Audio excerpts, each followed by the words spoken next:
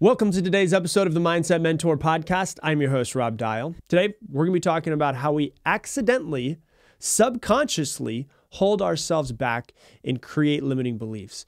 And I want you to realize that everybody has a glass ceiling. Where you are right now is probably at the maximum of your glass ceiling. And a couple of days ago, I saw a video, I saw a photo, and it was a horse. You know, horse is a couple thousand pounds, right? And it was tied to a white plastic chair. And it was just standing there being tied to a white plastic chair that maybe weighs, 2 pounds? It could easily just walk and pull the chair with it. But because of the fact that it had been trained for its entire life, that when the rope is on, it can't go past the rope. It can't pull any chairs. It can't pull, away from something.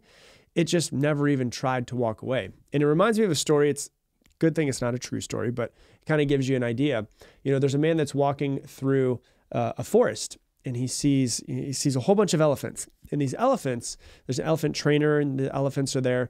And he sees these huge elephants, 5,000, 10,000 pound elephants, whatever they might be. They're probably even more than that, right? Huge elephants. And they have these little teeny tiny ropes that are tied to a small tree.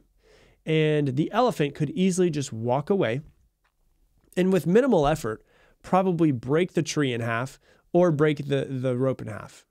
And so this man sees these elephants and he thinks to himself, this is kind of weird. Like, why is it like this? So he walks in and goes past, gets out of the forest, goes to this elephant trainer. He starts talking to him and he's confused. How do these giant animals, how are they being held in place by such a small rope and a small tree? And what happened was when they were younger, they were tied to a tree. And they tried to get away, and they tried to get away, and they tried to get away, and then they couldn't. And they tried to go away, and they tried to get away, and they tried to get away, and they couldn't. And they were conditioned to believe that they cannot break free. And so as they got bigger, they didn't need a bigger rope. They just needed the same rope.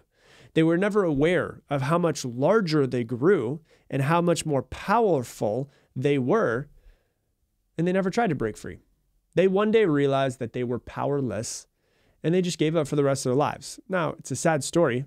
That does happen with many animals, and that's how many animals are trained, where they try to get away when they're younger, and it's just conditioned into them that they cannot get away. And so because their mind thinks they cannot get away, as they grow, as they mature, as they get bigger, as they get more powerful, they don't even try. And so they just give up for the rest of their lives. Why do I share that story? Because I'm curious with you. Was there one day, one moment, or one event in your life where you just gave up? Think about that for a second. Some of you are listening and you're 20 years old. Some of you are listening and you're 40, 50, 60 years old.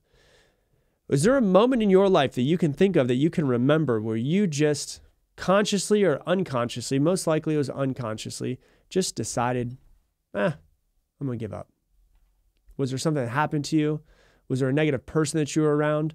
Was it, your parents said something to you? Was it that you got your heart broken? Was it that you put all of your effort into becoming great at something, maybe a sport, or maybe studying and trying to get a degree, and then you put all of your effort into it and failed, and you just realized, I'm done trying? Was there a moment when you gave up?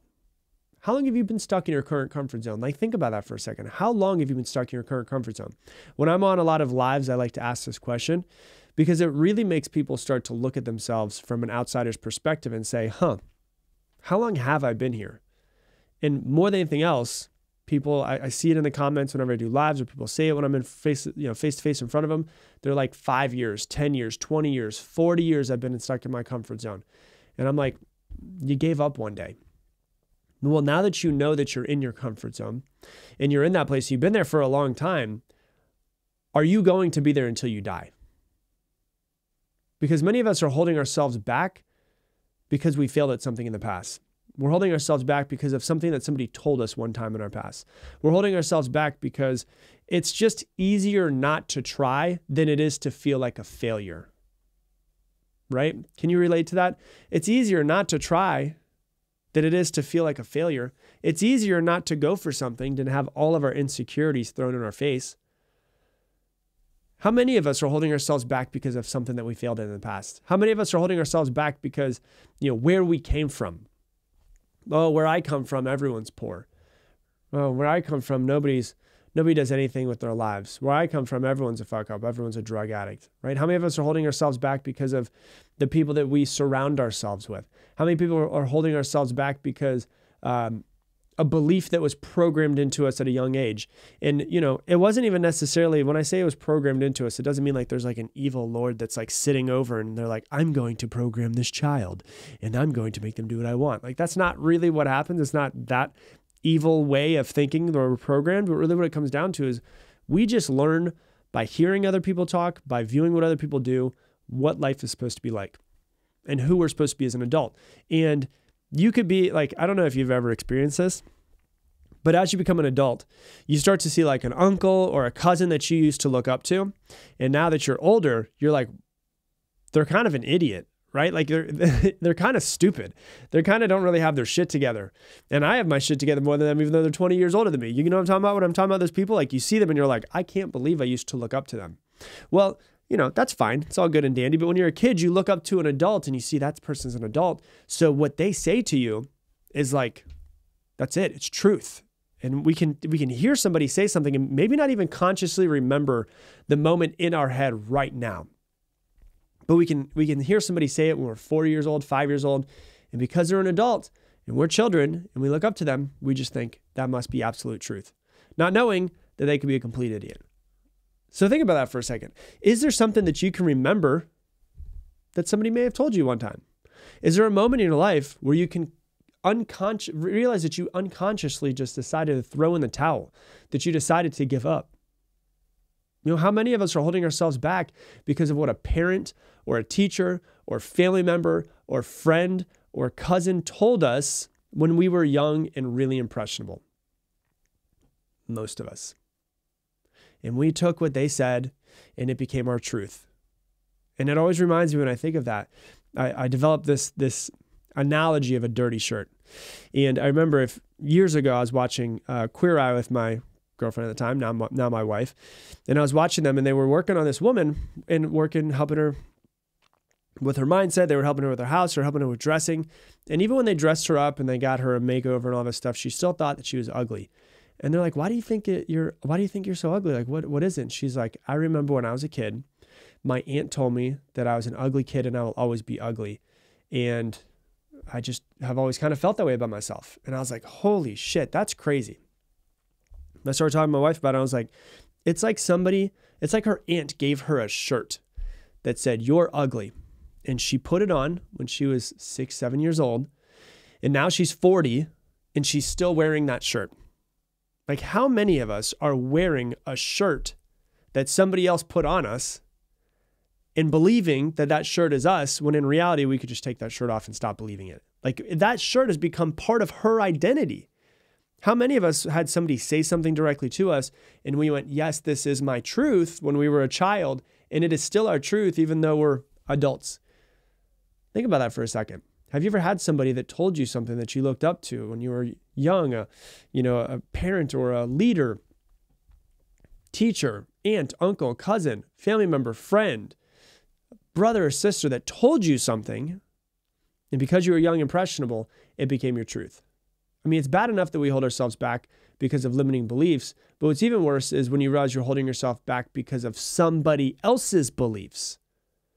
So it might have been they were talking directly to you and you took that on as your truth. Or it might have been, oh yeah, well, nobody from this family graduates college, so we're a bunch of screw ups or whatever it might be. Or nobody from this part of town makes any money, so you're going to be poor your whole life. Or nobody that looks like you or looks like us is able to be successful. Or nobody with this skin color is able to do X, Y, Z. Like, the many times I hear people that say when they were children, they heard these things and they became their truths. They put on that shirt and they've been wearing that shirt forever. It's kind of like the example of a goldfish, right? When I used to work, my very first job was I worked at PetSmart. I was a bird and fish specialist. That was my exact title for 2 years when I was in high school. And we would have these tanks that were, probably about 3 feet wide. I think they're around like 150 gallons, maybe something like that. Not really big, but we'd have hundreds and hundreds and hundreds of goldfish in them. And the goldfish would only get about 2 inches long, right? They wouldn't get very big. And so people would take their goldfish home and they put them inside of a small tank, 20-gallon tank, and those goldfish would stay only about 2 to 3 inches long. But what's crazy about it is they get 1 to 2 inches inside of a tank, but if you take that exact same goldfish and you throw them inside of a pond or you throw them inside of a lake, they can actually grow up to 14 inches. So that means that they can grow 7 times the size in the wild when they have space than they can when they're inside of a small tank. Think about that for a second. How does that relate to your life?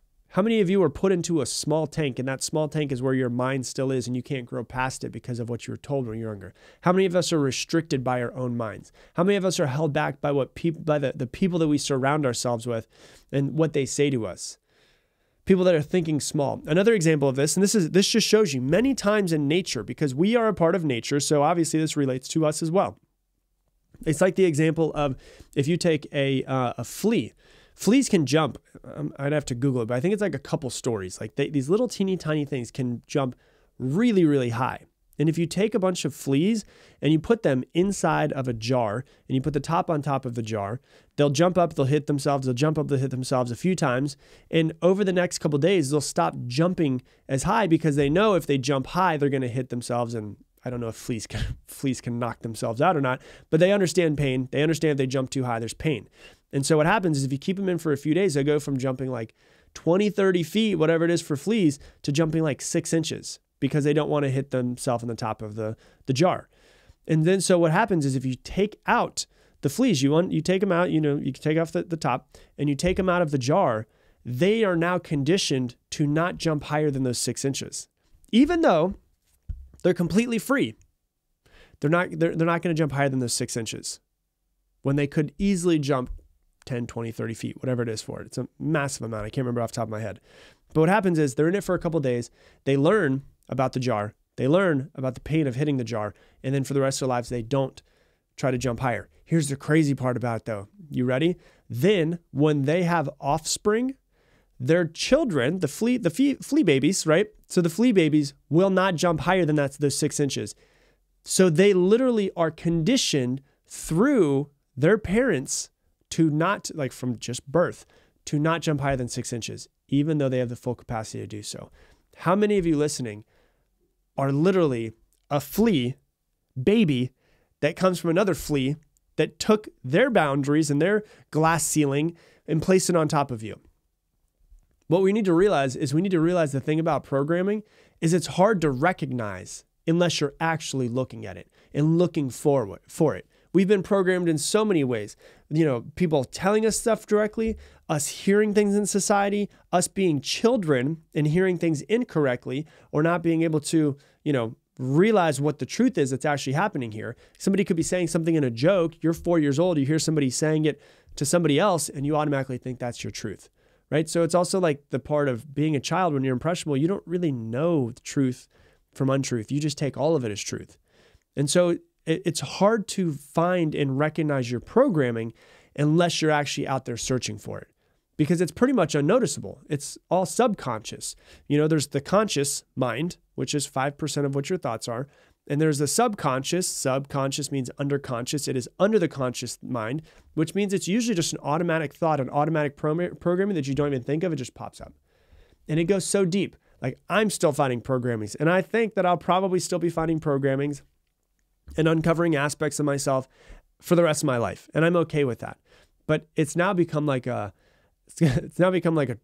treasure hunt. Like I'm trying to find these little programmings and work through them instead of being like, oh my God, I wish I didn't have them anymore.